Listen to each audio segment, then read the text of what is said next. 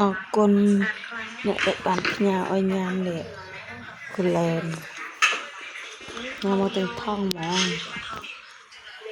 គូលែនណា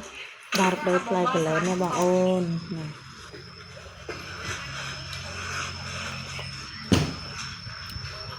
អានេះអង្គខែគូលែនបងមើល17គោ70 17អង្គសកុំ17មកនេះបងមើលទៅឬអីផ្លែគូលែនបងអូន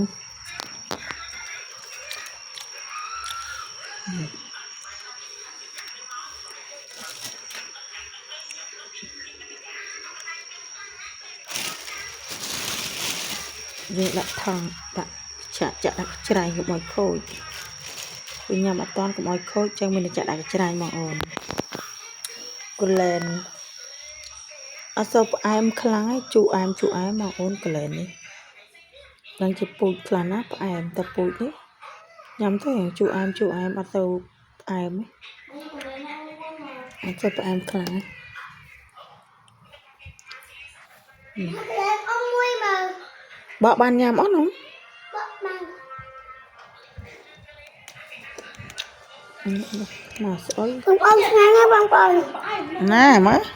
បងស្ងាញ់ណាបងប្អូនអញ្ចឹងតែបើវាចូលខ្លាំងអញ្ចឹងបកមើលហើយបកឲ្យបងប្អូនមើលបន្តិច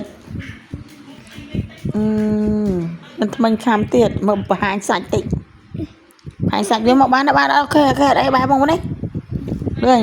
បង្ហាញសាច់មកបង្ហាញសាច់កលែនមើលញ៉ាំបានអត់ហើយបើឲ្យញ៉ាំឲ្យបងប្អូនមើលតិចតែឆ្ងាញ់ប៉ុណ្ណា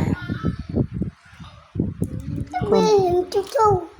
អូវារៀងជូវាជូតិចបងប្អូនចឹងម៉ាត់